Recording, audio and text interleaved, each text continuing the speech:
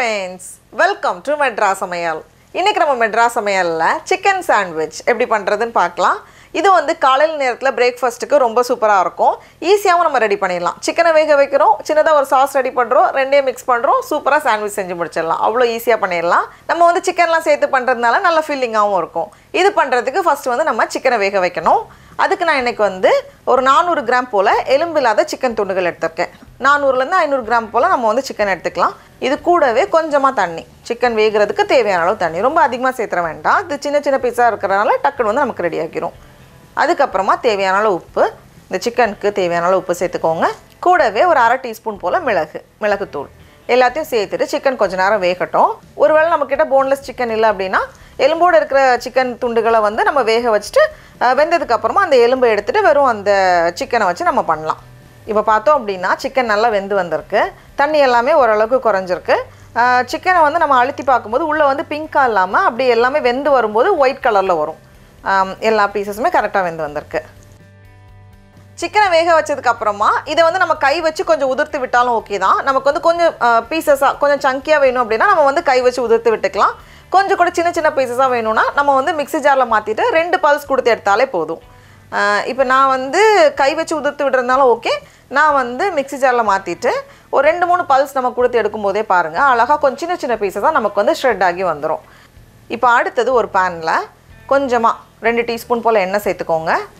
எண்ணெய் சூடானதும் இதில் 2 பல் பூண்டு, அதை வந்து நல்லா சின்ன சின்னதாக கட் பண்ணி வச்சுருக்கேன்.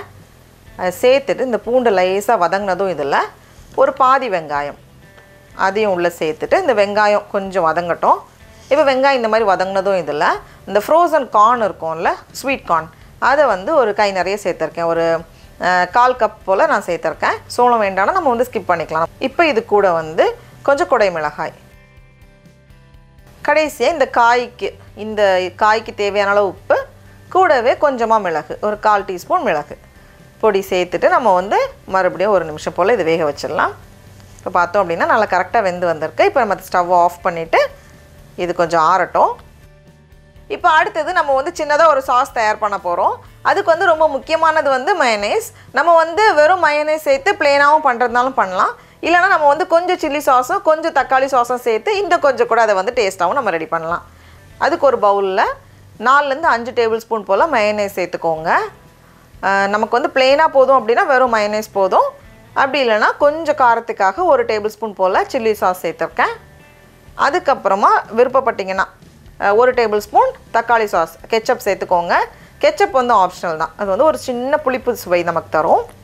இது கூடவே நம்ம ரெடியாக வச்சுருக்கக்கூடிய சிக்கன் அதை உள்ளே சேர்த்துடலாம். அதுக்கப்புறமா அந்த காய்கறியெல்லாம் வதக்கி வச்சுருக்கோம்ல அது, இதில் வந்து நமக்கு ஏற்கனவே போதுமான அளவுக்கு மிளகுத்தூள் சேர்த்துருக்கோம், அதனால் எக்ஸ்ட்ரா சேர்க்க தேவையில்லை. உப்புமே வந்து நம்ம ஒரு பொருளுக்கும் சேர்த்துருக்கோம். சாஸ்லேயும் ஏற்கனவே நிறைய உப்பு இருக்கும், அதனால் நமக்கு எக்ஸ்ட்ரா வேணும்னா சேர்த்தா போதும். இல்லைனா இந்த மாதிரி மிக்ஸ் பண்ணும்போதே கரெக்டாக வந்துடும். கடைசியாக வந்து கொஞ்சம் கொத்தமல்லி எல்லாம் சேர்த்துக்கோங்க. இந்த மாதிரி கொஞ்சம் சின்ன சின்னதாக நறுக்கி சேர்த்துருக்கேன். அவ்வளோதான், நம்மளோட ஃபில்லிங் ரெடியாக இருக்குது. இந்த கன்சிஸ்டன்சி வந்து நம்ம அட்ஜஸ்ட் பண்ணிக்கலாம். கொஞ்சம் கூட சாஸ் வேணும்னா நம்ம எக்ஸ்ட்ரா சேர்த்துக்கலாம். இப்போ வந்து நம்ம ப்ரெட்டில் வச்சிடலாம். ஒரு ஸ்லைஸ் ப்ரெட் எடுத்துகிட்டு அப்படியே நம்ம வந்து இதை ஸ்ப்ரெட் பண்ணிக்க வேண்டியதுதான். நல்லா ஸ்ப்ரெட் பண்ணிக்கோங்க. கொஞ்சம் தாராளமாக நான் வச்சுருக்கேன், ஏன்னா அதுதான் வந்து மெயின். இதே அப்போ நம்ம கொஞ்சம் சிக்கன் நிறைய சாப்பிடும்போது நமக்கு வந்து ஃபில்லிங்காக இருக்கும். இதை வந்து நம்ம டோஸ்ட் பண்ணாமல் ப்ளெயினாகவும் இந்த மாதிரியும் நம்ம சாப்பிட்லாம், நல்லாயிருக்கும், சாஃப்டாக இருக்கும்.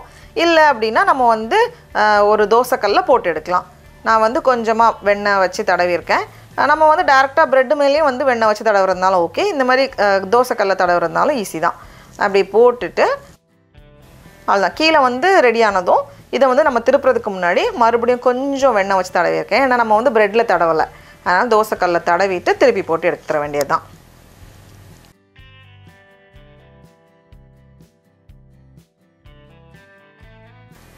பாருங்கள், இந்த மாதிரி 2 பக்கமும் நல்ல ஒரு கோல்டன் ப்ரௌன் கலர் வந்ததும் இதை எடுத்து நம்ம வெளியே வச்சிடலாம். அவ்வளோதான், ரொம்ப ரொம்ப ஈஸியாக பண்ணிடலாம். இந்த ஓரத்தை வந்து நம்ம கட் பண்ணுறதான் கட் பண்ணலாம். கட் பண்ணும்போது அந்த க்ரஸ்ட் வந்து வேண்டாம்னா நம்ம கட் பண்ணிக்கலாம். டடா, அவ்வளோதான், நம்மளோட சிக்கன் சாண்ட்விச் சூப்பராக ரெடியாக இருக்குது. இப்போ நம்ம டேஸ்ட் பண்ணி பார்க்கலாமா? ரொம்ப ரொம்ப நல்லாயிருக்கு. நீங்களும் கண்டிப்பாக இந்த ரெசிபியை வீட்டில் செஞ்சு பாருங்கள். உங்களுக்கு இந்த வீடியோ பிடிச்சிருந்துச்சுன்னா மெட்ராஸ் சமையலுக்கு சப்ஸ்கிரைப் பண்ணுங்கள். நாவின் சுவையரம்புகள் மலரட்டும்.